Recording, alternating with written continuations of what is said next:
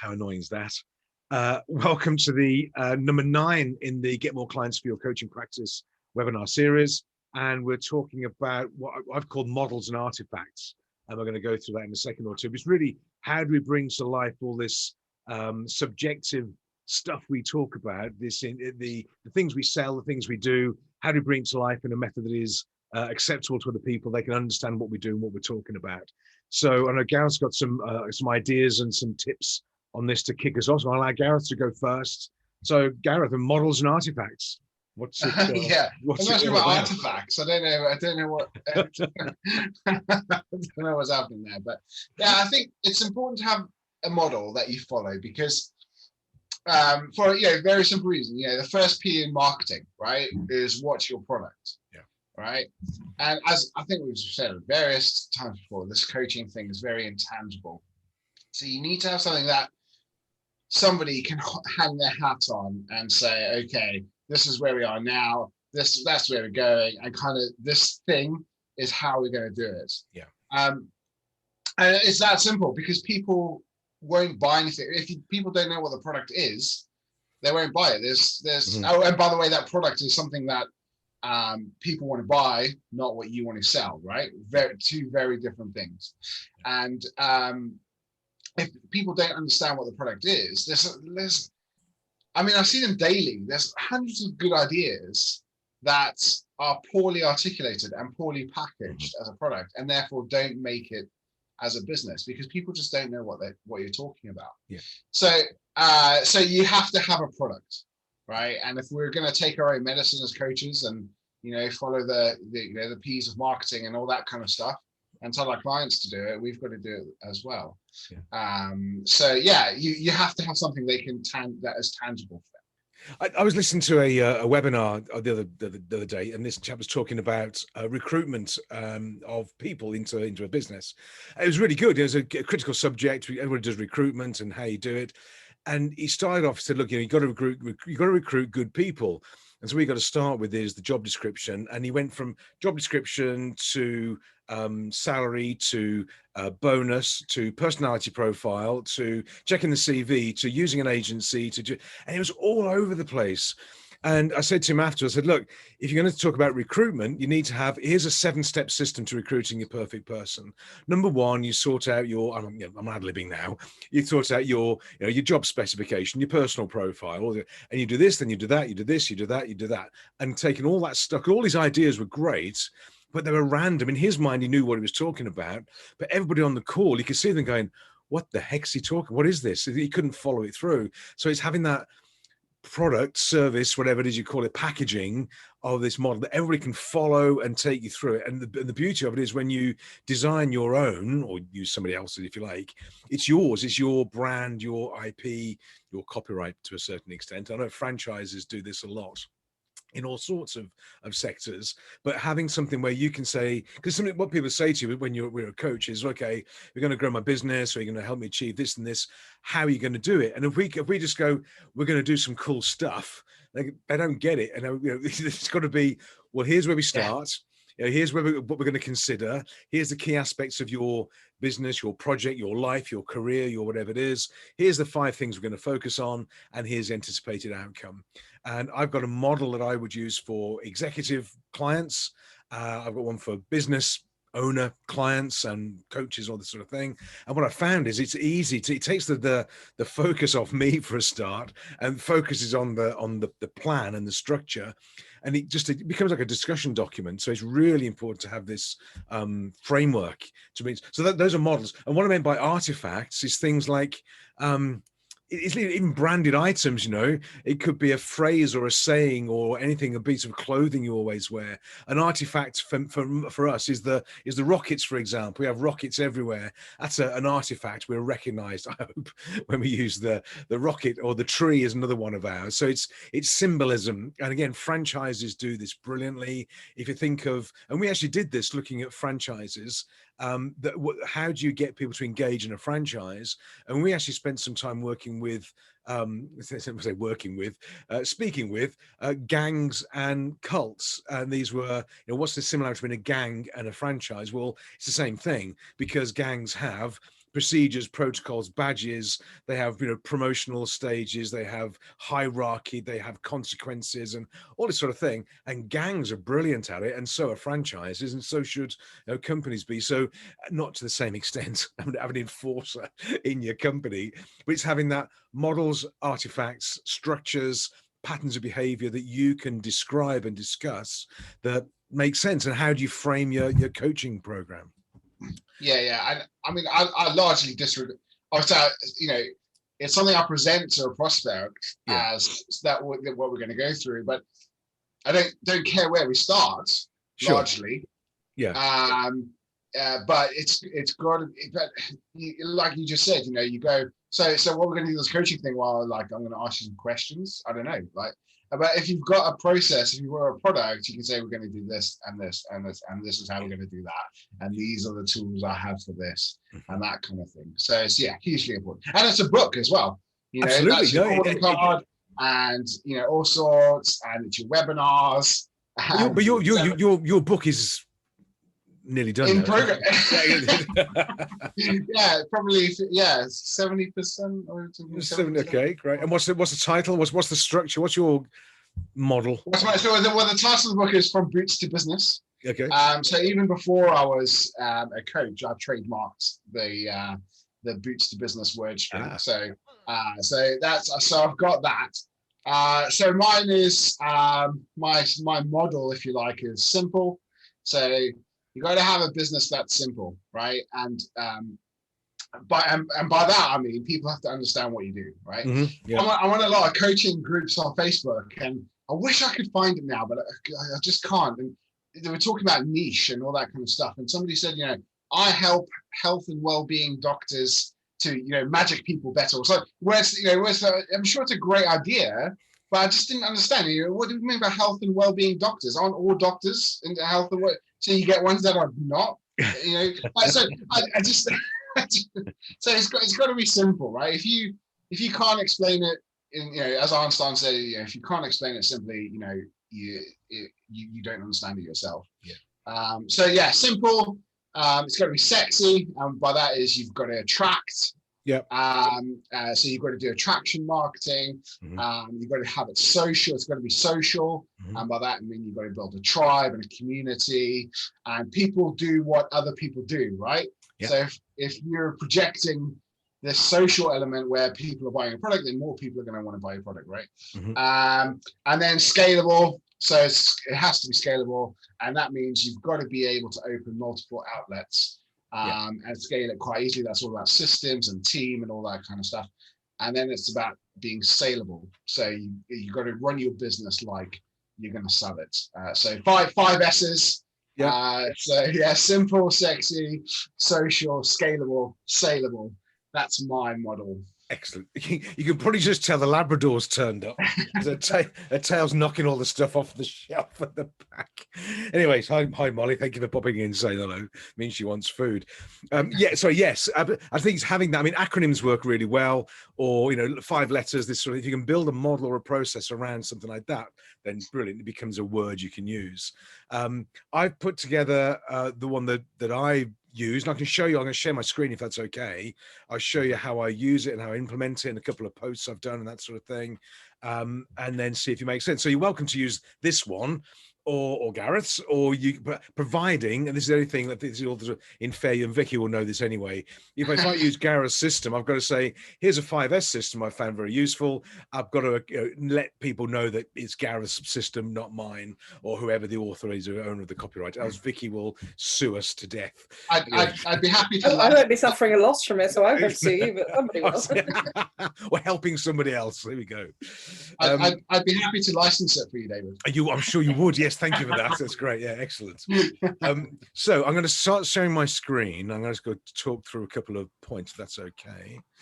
So, okay, screen to share. And I think this becomes this as well. If you've got a system and you've got the content behind it, that becomes your content for your marketing, right? Absolutely. Yes. Oh, absolutely. Yeah, because if you have a system that you're going to use with clients, then you have to use it yourself. As I use mine myself as well, the same thing has to apply. I think you've got to be so consistent with it as well. Yeah.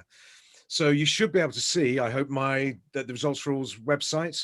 Just give me a quick, yeah, you can. Okay, excellent. Yeah. So what I did, so obviously website, scroll down a little bit here. And one of the first thing is we have this offer. So we've got this book called The Four Keys. W Business, free ebook, shows you how. Grab your copy below. So click, click, click. So what I've done, my method, my system is what I give out to people so they can look at what we do, what we get up to, and hopefully sort of understand it. Now, when you look at the book, and I'll show you through some of the details, I guarantee if you look at this book and try and figure it out, it's a bit complicated, it's a bit cumbersome, and I've made it that way on purpose. What I want people to do is think, crikey, I need a bit of help on this. So it'll be, can you come and give us a presentation, or can you talk us through this sort of thing? But I capture people with this Four Keys method, which is my little system, and then ebook, they download it, I capture their emails, and we start off building that dialogue. So this system that I've built fits into all our marketing and our visibility. So what I do then, and I'm going to show you on, this is the toolkit that goes with it. So this is the four keys here. So you can see, here's the book, The Four Keys. So the four keys are: 1, external sales and marketing; customer service; internal sales and marketing; efficiency and productivity. Those are the 4 aspects of a business that, if we get right, increases the profitability. And then within that, there are 7 areas that I'm going to focus on. And what I've done here with this little toolkit is under external sales and marketing, there's 2 things that really affects, which is prospects and conversion rate. So it's marketing and sales. So how many leads you're getting, how many prospects, how many people are connecting with you, how many meetings you're having, and of those, what's your conversion rate? Every 10 meetings you have, for example, how many are becoming clients, how many are converting? So that's key number 1. Number 2, customer service. And the upshot in a business of customer service is it can lead into introductions, referrals, and marketing and all that sort of thing. But actually, from a numerical perspective, it's probably retention, keeping your clients. That's where great customer service shows up, because they buy more and they stay longer with you. So retention is where customer service comes in. Internal sales and marketing, we can then influence the average order value, how much they spend each time they buy from us. It could be a store, it could be a consultant, it could be an accountant, it could be a lawyer. How much they're spending each time they buy, and what's the distance, the gap between purchases, the pace of purchasing. Are they buying every week, once a month, once a quarter, or once a year? So if they're buying once a year, for example, and we can get them to buy twice a year, that's a good thing. So we can bring that average gap between purchases, we squeeze it all the way down, so we get them to come to the store more often, basically. And this is what retailers do. This is where you have loyalty cards with supermarkets. This gap between purchases is a key indicator. It's measured to the minute, to the day, to the hour in some companies, and it's a good indicator as well. So that's where internal sales and marketing comes in. And the 4th key, efficiency, productivity, that generates our gross margin, and then it dictates our overheads as well, which drives our net margins. So what I then say to people is, look, to grow your business, we're going to look at each of these 7 elements, and we're going to measure them, and we're going to paint a pattern of a picture of your business. And then by increasing each one marginally, we're going to look at how we can improve it. So this one, I've filled it in already. It's on the toolkit.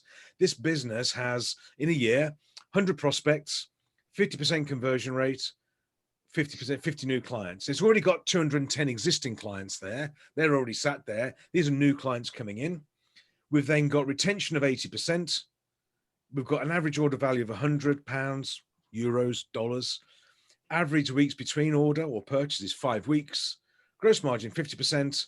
Overheads are 50,000. So what that means is, based on that framework, that chassis, that business has a sales figure of 190,000, and it's dropping out 45,000 net profit. So that's what they're doing so far. Now, what I will say to people is, look, each of those 7 areas, if we increase each of those by a percentage, and I'll use 10%, plug it into the spreadsheet or the toolkit, 10% increase, it changes all these figures here. And at the bottom, then we've gone from 45,000 profit to 82,000 profit, an increase of 83%. So that's just a straightforward 10% marginal increase. And when I'm doing the sales process, I will say, well, look, you've got 100 prospects a year. Is it possible to get 110. Do you think another just 10, one a month, extra? And they go, yeah, of course it is. 10%, very straightforward. Every 10% increase is very, very straightforward in itself. The beauty of this model is that it compounds as you go along. So you put a marginal 10, now you can put in 12%, if you like. 12% increase, which then goes from 45,000 to 92,000. And that's an increase of 105%. So if I go back to on the website, how to double your business, well, you double your business by putting 12% marginal increase in each of those 7 areas, and that will double your profitability, 105% increase.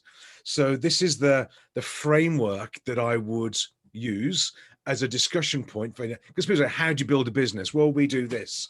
We're going to look at these areas. Now, of course, what they will say then, they might say, well, look, we can't change everything by a straightforward 10%. So I would say, okay, I understand that. So what we'll do, we've got the same business here, 45,000 net profits, same structure. So let's go for prospects. We can get a lot more prospects. So we'll go 50% more prospects. Conversion rate will go for an uplift of 5%. Retention, we can't change that. Average order value, we'll add by 25%. We can really do something there. We can't do anything with the weeks between order. We're going to stay with that one. Gross margin, we can be a bit more efficient. We're going to go for that by 15%.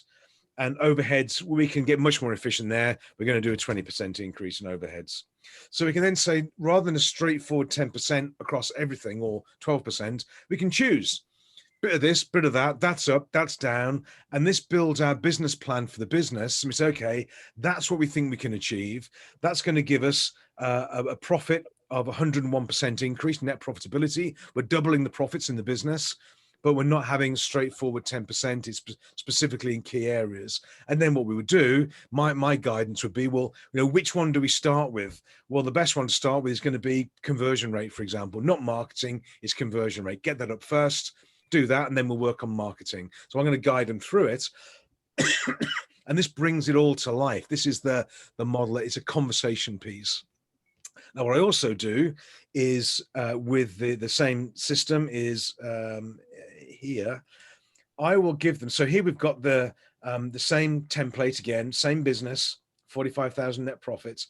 And here we've got the same green boxes. But on these here, I'll give them a strategy sheet. And I'll say, look, these are the strategies we're going to be using, or we can choose from. Let's just reduce that a bit so you can see it all. So under the first external sales and marketing, we've got all these prospects and lead generation strategies. We've got conversion strategies here. So if we did better referrals, how many more leads could we get a year by having a referral scheme? And they go, okay, well, we can have another 15. Let's say I'm playing with this now. Could we increase our conversion rate in the business by having special offers, sales systems? Yeah, we could. We could do that by 10% increase in conversion rate. We'll do that. And we can do bundling. We'll do another 5% there. So they build a picture. They choose what they think they can do to improve their business. And I'll put on here. So 10% there. I'm just picking figures now. We're going to upsell. So we can increase that by 25. Time reduction, we're going to bring that down by 3 days, 5 days. There we go. Gross margin, how much can we increase the gross margin by? Well, we'll go for 5%. And overhead reduction, we're going to go for that. That's a valuation, I think. So second, let me just check. That's in percentage. We'll go for a 5% reduction in overheads. So whatever figures they choose here, these little green boxes at the bottom, these then transfer across to this. And they've increased the number of prospects. They've increased the conversion rate. They've increased the new clients. So what they've chosen to do, they choose. That's what we're going to do. Here's some quick wins. Okay, well, that's taken the business. That's doubled it again, 111% net profit. So by having that framework, I can say to a business owner or entrepreneur, paint me a picture of your existing business. And then we just have a discussion about it. Where do you think the big wins are? Well, we're really not good at selling. We're not good at retention, whatever it is. We choose the strategies that they're going to use. We plot out the benefits that they're going to have. And this is over 12 months, remember? So it becomes a 12-month program immediately for them. And then my job is to say, well, where do we go first? What do we do? What's job number one? What I've also done is on the document, because you get these sort of questions, business owners aren't daft, they're not stupid. So when we've got new clients joining the business, New clients, let's say a client spends 10,000 a year. Well, when they join this business, they're only going to get 5,000 of that sale value, because on average, over a 12-month period, if you get one new client every month, you're only going to get the benefit of half of them for the 12 months. If that makes sense. So new business is only valued at half in the spreadsheet. You get some new clients on month 1 and some at month 12. On average, it's a 6-month benefit to the business. And here, the overheads in the business, they automatically increase with the sales figure. So even if you get a 10% reduction in overheads, it can still be higher, because look, their overheads have gone up to 87,000 here. They're only 50,000 to start with. What it means is the business has grown dramatically and the overheads haven't increased at the same rate. So they're actually 10% more efficient. And what you normally find is that that's very, very conservative. It really is. The overheads don't climb that much for most businesses, and even the new clients coming in. So this is worst case scenario for lots of businesses, because it paints a very conservative picture. If they're happy with that, I know we can beat it, because we're not going to increase the overheads that much. We can do other things as we go along. But they use this as a KPI and toolkit spreadsheet. They pin it on the wall and it becomes a target sheet for them. But what it does, as Gareth was saying, it brings to life the approach that we're going to take. So I know, looking at this, that I'm going to look at internal aspects first. I'm going to look at internal sales and marketing. I'm going to look at conversion rate, because we can control that. The last thing I'm going to do, pretty much in any business, is lead generation and marketing, because until we've fixed retention, conversion, average value, and all the customer service, I'm not going to just fill a leaky bucket. Now, most business owners say, great, let's start at the top and work down.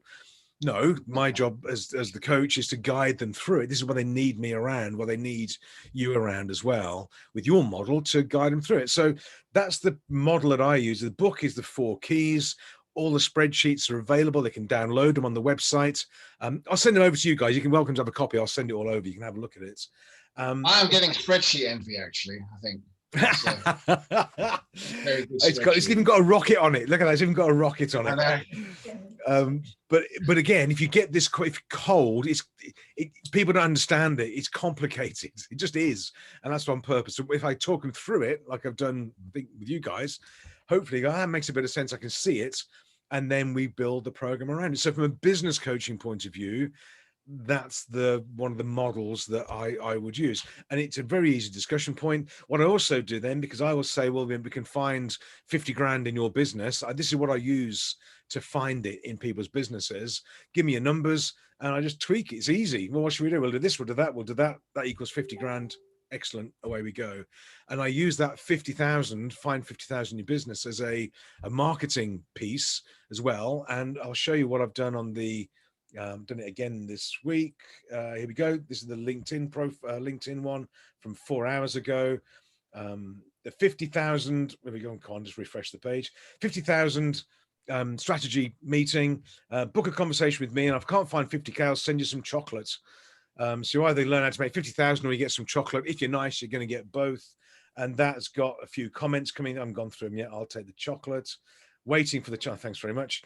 I love the incentive. So we're going to get, that's got how many views? 768 so far. I do the same thing on Facebook. Refresh that page and see what's happening there. So we've got a couple of comments. Here we go. 9. Oh, thank you, Kevin. You've liked it. Bless you. So the same concept. What I do there, that 50,000 strategy meeting is, okay, here's a questionnaire to fill in before I have the conversation with you. What I want to know is these numbers, these 7 numbers in your business. And of course, when I ask people that question, prospects, conversion rate, they don't know. So I get on the conversation. Look, let's guess. Let's play with it, have a look at it, and then have the same conversation as we go along. So that gives me a framework for a conversation. And business people get it. They know it's not perfect. It's just a model. But without that, it just becomes yeah, we'll do some stuff to improve your profits. And they get no, it doesn't make it tangible. So that's the approach I use. I'll send you the spreadsheet. I'll send you the book as well. Obviously, you're welcome to have a look at it. It is a work of genius. It's even got the periodic table in it as well. It's unbelievable. But anyway, so have a look at that. But obviously, you can build your own, or you can adapt. You can use. There's nothing particularly new out there in the world, but this is the one that I've used, and it works well for me. So there we go. I think that's key, David. Is this framework. it's not, I mean, no disrespect, but it's not, that if every business owner thought about it, they would probably look at their business in that way, right? Absolutely, of course they would. Nothing new here. I mean, clearly it's a work of art, and I mean, I use a very similar one, which I've added a couple of bits to, and stuff like that. But it's not rocket science. But no, not at all. What I find is people don't know their numbers. So I'll say to people, how many leads have you got? I don't know, 20. Well, is that 20 or is that 19 or is that 21? Oh, I don't know. Okay, so what's your conversion rate? Oh, 100%. Really? Yeah. So as soon as you start going through this, a business owner finds out how much they don't know. Yeah. Hopefully by the end of the conversation, they're saying, I really need this guy as my business coach. Exactly right. It's a sales tool. I mean, it's useful as a business tool, but it's a sales tool as well. This is great for doing seminars and workshops. You can literally do this on a flip chart, just write it out. Here's 4 areas of his we're going to focus on. Say, which one are you best at? And they go, oh, we're really good at external sales and marketing. Okay, great. What's your conversion rate? If they don't know what the conversion rate is, they guess, and they're going to say about 80 to 90%. Everybody says 80 to 90%, Always. and everybody's wrong. Nobody's got 80. They haven't. They don't know, no idea what it is. So we measure it, and off we go. So it's a good conversation. Yeah, as soon as they say 80 to 90%, I start to rub my hands because I'm like, I've got this. Because it's not 80 to 90%. And if it was 80 to 90%, there's nothing I can do. But I often find, it's not 80 to 90%. It's like 30% at best, I think. Absolutely. And that's great for me because at 30%, I know exactly what I can do. Yeah. Plus you can double 30, you can't double 90. Yeah, exactly. And I mean, I had one where there were 2 salespeople in the office. One did actually convert at 90%, but the other one converted at 20%. So, instantly I was, well, what's he doing that he isn't, right? And if you can get that 20% up to 50%, you've made your money back. Absolutely. I mean, that's your fee. I think this sort of conversion rate. We did some work with an opticians some years ago now over in Kent, and his conversion rate wasn't from lead or inquiry to conversion. What it was for him, but the same method applied, was from eye examination to product purchase or given a prescription. So he was doing all these prescriptions. He's being paid for doing the prescriptions, but people took the prescription and took it off to the big box guys to get the glasses. And so it's not always quite clear that it's walk in the door to conversion. He got them in the door and he didn't convert them to a purchase afterwards. So there's all sorts of things in there, but it works really well. I've got a question then. So because you and I both know that these models apply to every single business. Yeah. Right. But what do you say when you get the person who says, "Well, that won't work for my business," or I think we talked about this earlier, weren't we? Yeah. What that won't work for my business. My industry's not like that, or a 30% conversion rate. That's pretty standard for my industry. Right. Is what I get. What happens when they say that kind of stuff to you? I just smile normally because it depends. It depends how big they are, what sort of people they are, that sort of thing. But yeah, the classic is that won't work in my business. My business is special. My clients don't like that. What I need to understand about this business is this, and this. And I will just say, in fact, I had this conversation with a marketing guy during the week. I think I mentioned this one too. It was brilliant. I'm going to do this. And he was talking about email marketing, and I was exploring some possibilities about email marketing systems, this sort of thing. And I said to him, like I said, in my experience, email marketing has a very, it doesn't really work in the coaching business. And he went, right. And he held a little card up, and it was just on this card was written, emailing doesn't work in my business. And he went, everybody says that. He said, and I said, what other cards have you got? He said, I've got one here that says, email doesn't work in professional services. Or he's got these about 4 or 5 key objections. He said, and it's not true. He says, it's absolute bullshit. I know it. So I'm going to get some cards made up when it says that won't work in my business, and go, yeah, got you. So the QI TV show, when you say things and all the bells and whistles start going off, it's that sort of thing. But I think we should play bingo. We should play bingo. Exactly. Yeah. But the thing is, when somebody says that, it's exactly why they need us around, because I think part of our role is to challenge that belief they have, and they'll have all sorts of evidence to support it. And it's all to do with my mate in the pub or Joe down the bingo club, or, in my experience, this and this shows. And all you've got to do is go, okay, show me the numbers, show me the stats, or show me you've tried, or whatever it is. And then if they'll overcome it and try something out, they'll change their mind. But it's classic limiting mindset, and that's why they need us. That's what we're there to do, is to kick them through it, that sort of thing as well. Yeah, absolutely. But it happens. So anyway, so Gareth, anything to add to the models and artifacts? We'll throw it open to some questions in a second or two, I guess. I just can't stress how important it is to be able to show prospects what you've just shown us. I think it's absolutely fundamental. Whatever model you go to, there's lots out there. You don't have to make one up. There's lots out there you can go for. Yeah. I think you've just got to understand it really well. And my one, the 5 S's, all I'm doing is I'm going around the areas of the business, right? So I'm just going around marketing, sales, finance, and ops. That's all I'm really doing there. It's nothing special. I think it took me about 5 minutes to think up 5 S words that I could put into a book. And whilst it's not, I'm the first one to admit it's not a eureka thing. No business owner is gonna, jump up and down when they see it. It just is so important for them to get their head round what it is you're going to be talking about. I did this in a meeting, and it was before lockdown, so it must be going back 18 months ago now. I'm in Luxembourg with this lady running a business, and went through this thing, and she was going, yeah, get it, yeah, wow, that's great, yeah. Got to the bottom, and profitability was amazing, and she sat there, she literally had a pen in her hand. She went, think of the tax I've got to pay, though. And it's like, really? Think of the tax you've got to pay. It's like, think of the tax you're not paying, And out of all this lot, it was the tax. I said, look, paying taxes is a privilege, for goodness sake, but think of what you're going to keep as well. And she got it in the end, but her reaction was, I'm going to have to pay more tax. It's like, yes, you are going to pay more tax. It's a good thing, this is a good thing to do. I've genuinely been toying with a strap line on LinkedIn. Yeah. And I was thinking about changing it to, I help people pay more tax. Absolutely. Yeah, there you go. Yeah. Because I don't know, because if you pay more tax, it means your business is more profitable, and et cetera, et cetera. So I don't know. I'm in two minds. Maybe I think you should try. Let's have a coaching session. Do you think I should do it? I think yes, you should. I should do it immediately. Right. See what happens. Do it now. See what happens. But the thing is, we get what I found when they get it, when they understand. I think there's two things for them to understand: is that what they believed about their business is not necessarily true, but also this compounding effect of marginal gains is very, very powerful.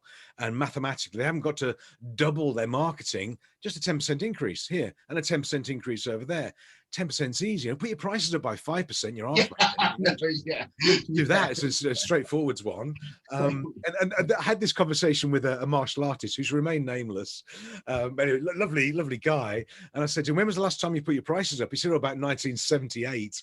I said, well, could you put your prices up by, just £2 a month, a couple of quid on your... He said, well, no, people are strange in this town. People don't like price rises. It was literally, he hasn't put his prices up for like 10 years. So we've got to overcome these limiting beliefs they have. But that's why they love us, I suppose, anyway. So, all right, good. Okay. So, any questions? Any questions, thoughts, observations? Did it all make sense? It's pretty complex, but Vicky, hi. I have one comment and one question. Okay. So my comment was about the like you said, people having these random beliefs about their business and that it won't work for me, and then this well tried and tested system is completely absolutely not for me. I see that all the time, even in my legal work. If I go to a franchise exhibition, someone will come over and talk to me about their sort of business that's never been done before. They think is highly confidential, and at the end of the day, it probably has been done before, unless they've come up with some. Everything is a hash of something else. And this person that was talking to me about it once was basically a fast food burger chain. And I said, in franchising, you don't think that's already been done?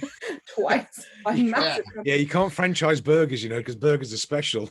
Exactly. And, burgers are, nobody could make a burger. I bet if I paid you £1 million, you could make a burger in your own home. But it's amazing what people think their business is. And certainly I've seen it as well with some franchisors I've worked for. If a franchisee is not doing particularly well, they will blame a system, and they'll they'll say it just doesn't work in my territory.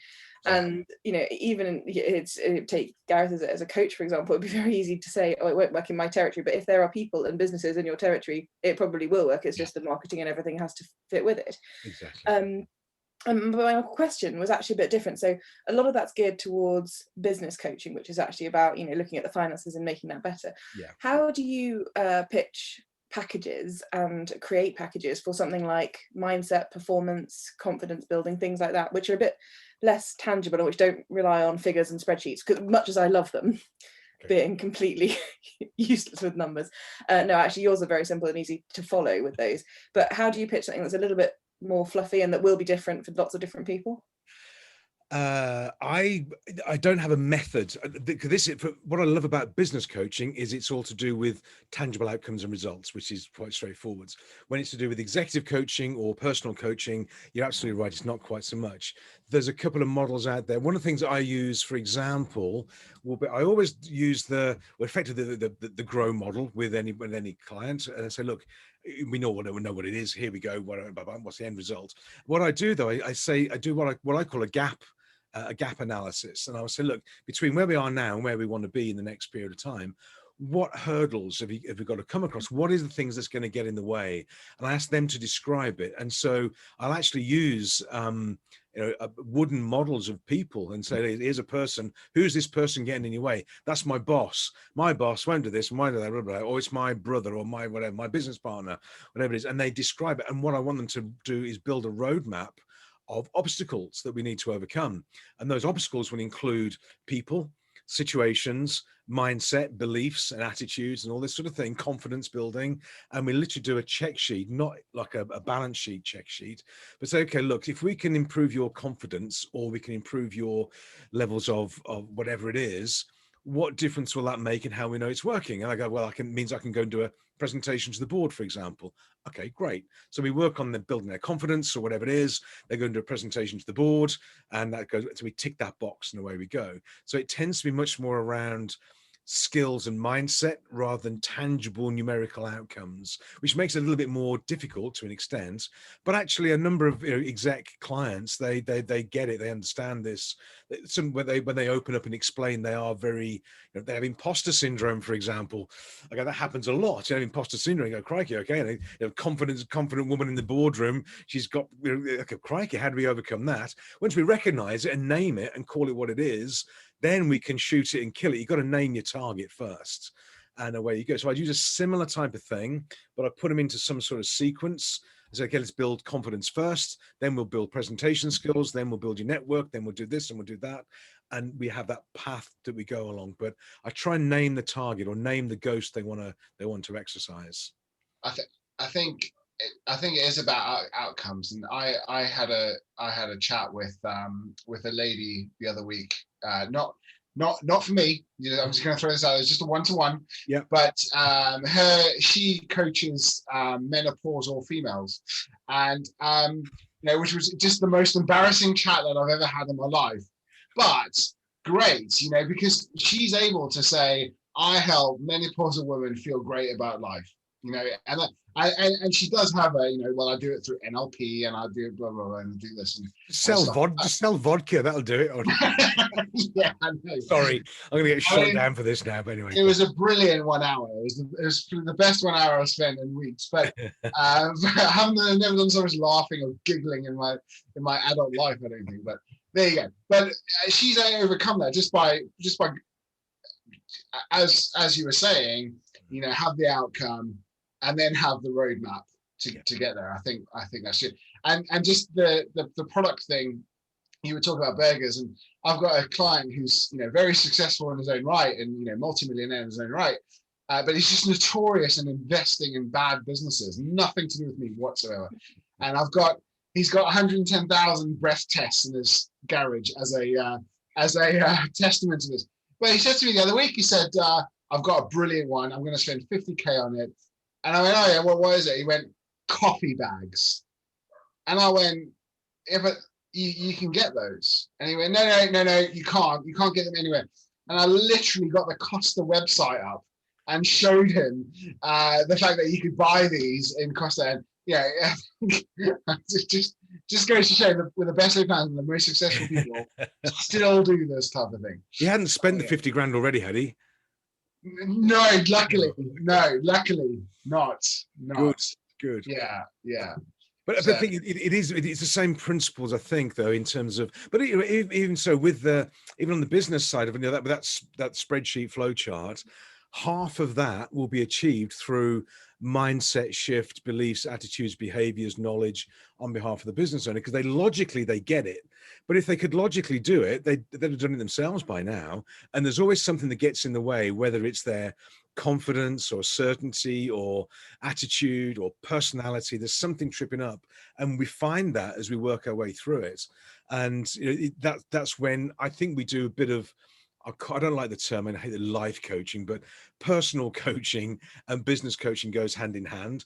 I think it's probably 70-30 on the business programs. It's 70% business, 30% personality, if you like. But on executive programs, it's probably the other way around. It's more 70% personal, mindset, attitude, behaviors, and only 30% or a third on the business side, I would have thought. So slightly different emphasis. But in all programs, I think we need both. They both go together. I think they really do. And remember, John Sharp did a talk for you on basically sort of health, nutrition, sleep, food, everything, and about how when he's worked with people on their personal goals for their own health, well-being, sleep patterns, exercise they want to do, how that's had a direct impact on how effective they are at work and how much they've then managed to increase their business growth. Absolutely. Because if you are more energetic and if you are sleeping better and if you're more powerful in your meetings, whatever it might be, it all flows in. And I think they are hugely linked. But what I was just thinking, and you've explained it beautifully and how it actually happens, but when you're sort of pitching to a client, if you were to have an elevator pitch saying this is how we'll work together for mindset and confidence coaching, it's a lot harder to do with something that's intangible. Whereas if you say, we can in 90 days, get your business X% more profitable, that's very tangible. You can say that in 2 sentences or 1 sentence. Sure. But I found it, and I run the risk of waffling if I'm not sure about what I'm saying, but nor do I want to reduce it to 3 words, which actually sounds a bit like a soundbite or cliche. Yeah, 3 words is great. Like, you're an idiot. That's the thing. You're an idiot. That's the 3 words that you should use. Has that won you many clients saying that? Who was the last one that said, "Oh, I'm an idiot, I must speak to Dave"? He told me I was one. But I had this with, I'm trying to think of an example, with an executive client at a big bank in Luxembourg a couple of years ago now, whenever it was, pre-lockdown, crikey, everything's pre-lockdown. But he had this very similar sort of question. He said, look, the company was funding the coaching program for him. And he said, look, I'll go along with it. I'm happy for it. But what are you going to do? And what I said to him, I said, look, you are a reflection of your personality, your knowledge, your attitude, your behaviors, and that reflection shows up in your career, in your bank account, your relationships, and your perception at work as well. And so where you want to be is, two levels up, bigger salary, more responsibility, all this sort of thing. We need a different reflection for you, a different image, different picture. So my job is to take your image, self-belief and perception where it is now, reflecting in your job to a different level, such that it's still reflecting your job, but it's a different outcome. And he sort of got that we're going to have to work on him. And when he understood that life is a mirror, is one of the key concepts we would work on, and reflects in everything we do, people we surround ourselves with, and everything. When he got that, which was a revelation for him, genuinely, he was like blown away by it. He went, you know what? And then he started to tell me all the situations in his life where he now recognized in hindsight that he'd either did a great job, or he's messed up or screwed up a relationship, and whatever it was. And his personal life was like a scrap heap in the background. It was awful. And he realized he needed to change. And when he changed, and then he became more empathetic, he became a bit more likable, a bit more engaging, a bit more open, guess what happened? Off he went. And that was it. So it's painting that picture, getting to recognize, I think, in answer to your question, that life is a mirror. And right now you don't like the reflection. So what do you got to start with? You're going to start with you, your knowledge, your mindset, your beliefs, your behaviors, your activities. You change the item, and therefore the reflection changes, and away you go. And once they buy that it doesn't make it easy, but it gives them a model, it gives them a concept that it's them, not the environment. We're not trying to boil the ocean here, because it's all about them. They change, they get good things. That's all it takes. I think this is where a lot of business coaches go wrong, though. I've got a massive thing on my wall, which you can't quite see. It's on the other side, and it says, "Don't grow the business, grow the person." Yeah. Because I think a lot of business coaches go straight into the businessy stuff. Yeah. And then overwhelm the client or become a crutch to their client or something like that. So my whole thing is I never try and grow the business. I try and grow the person. Yep. Great point. Yeah, because the business can only reflect them anyway. It only reflects. If you look at somebody, I had a great phrase on, I'm going to say Facebook or something like that. It said, it's something like, if you want me to predict the future for you, show me 4 of your closest friends. And it's brilliant. That's it, because you show people their closest associates or friends or family, and you can predict the future just by who they hang out with and who they're associating with. So sometimes it's just like, get away from your friends, get away from your network, and find some better people. You know, that helps a heck of a lot. On our model, we show you've got 6 steps, haven't you, Gareth? 5 S's. 5 S's. Yeah. Well, 5 S's. But your franchise, I don't know about that. I don't know. Yeah. We've done it circular, so we similar sort of thing, but circular. But we've also got an outer circle, and the outer circle is the outer circle of you. And that's to show that the business can never outgrow the outer circle. So we've got to work on you, and we position it that what we're going to do is work on how you're showing up now, and potential to what potential, who you are being now, and who you could potentially be. I'm going to work on that so that the best version of you can show up on a more regular basis. There you go. So that was a great way of putting it. Well, that was an inner circle and an outer circle. Bit of market Can we share a screen? Can we share a screen? Yes, you can. 1 second. I'd love the visual. Yeah, you're now co-host, so yeah, you can share now. This is very exciting, isn't it? Look at this. So can you see that? Oh, we can. Yeah, that's ours. I like it. Screenshot. Love it. That's going And Kevin, is your mission then to make that outer circle as big as it can be, or to actually sort of almost make it infinite and limitless? Well, yeah, you'll never reach your potential, will you? We got more potential. We can live in 100 lifetimes. So the bigger that's you can grow the outer circle, the bigger the inner circle will grow. But that inner circle is limited by the outer circle. Yeah, I love it. I mean, absolutely. Yeah, brilliant. I'm in. Gareth just pressed print screen now. Look. Hear the printer whirring in the background. You'll see that in the book. The thing is, and genuinely, I think if you look at that model there, likely when you talk to business people about it, you're talking about Oh, it's gone now. It's talking about conversion. Well, it is. We just call it attraction. Yeah, there you go. This has got to be It's got to be attractive not only to customers, but it's got to be attractive to the people you want in your team. It's got to be attractive to suppliers. It's got to be attractive to bankers and investors. Yeah, we can see your file. By the way, you want to stop sharing? We can see your file series now, which has been recorded as well. So you want to stop sharing? There we go. Oh my goodness! Struggling to get out of it. There we go. It's okay. It's fine. So, do you often strangle him like that? Yes. He looks pretty good on it. I mean, I'm not saying to change it, but Sorry. There we go. I've pinged you off. I've removed you from sharing. There we go. That was really good. This is it. And genuinely, it doesn't matter what it is, providing it makes sense to you as a coach and you can explain to somebody else. I've seen, the donut of business growth or the magic mushrooms of business development or whatever it is. It doesn't matter what it is, providing there's some structure to it. And you go, here's what we're going to do, move through it, is what it means. Fantastic. It's great. But it brings it all to life. That's a real powerful thing to have. God, we should do this professionally, really. This is great. Why don't we all become coaches? Why don't we do that? That'd be great. Oh dear. So, Kev, Sue, thank you for sharing. That's brilliant. Love it. Any questions, thoughts, observations for Gareth or for me that will be helpful to just bring more life to this thing, or light on it rather? Stunned silence. I think it was Kev, was it your? This might be totally wrong. Was it your lad, Kev, who did an app on this thing when he was at Yeah.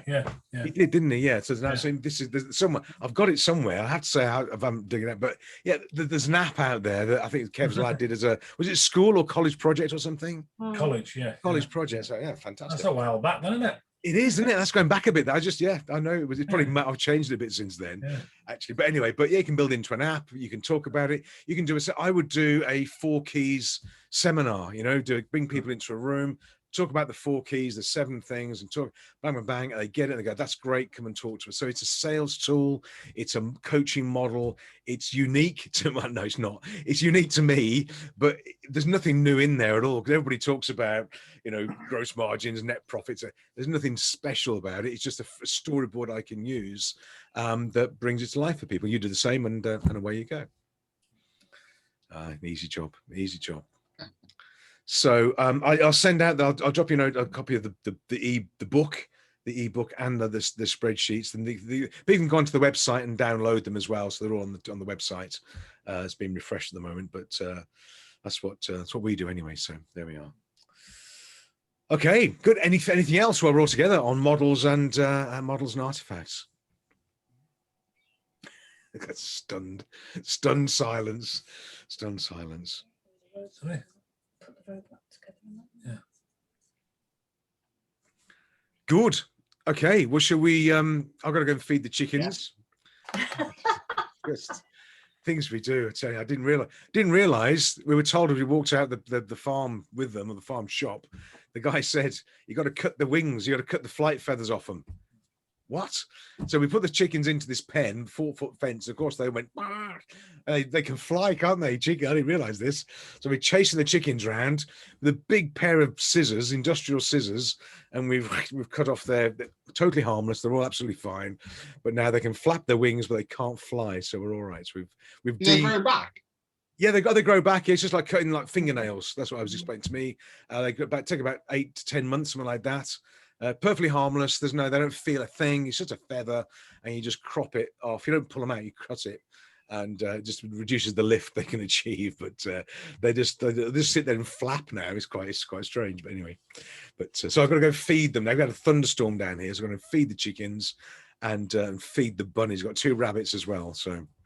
Which we were told you've got to get a male and a female rabbit, and I said, "Are you sure you've got to be male and female?" The guy went, "Yeah, got to be male and female." So they fight. So we've got male and female. Well, guess There's a whole saying around this. Guess what's going to happen? I think we've been conned here by the French. But anyway. You may have more bunnies by the end of the month. I think we're going to. The bloke who sold them to us, he's been going, and I told this English couple they've got to have a male. It's just anyway, stories from the dark side. So all right, guys. Super. Well, thanks very much, everyone. My pleasure. Great to see you, Vicky. Thank you. Sue, Thank you. Kev, great to see you. Gareth, pleasure as always. I'll click this off as we finish speaking. Let me just pause recording.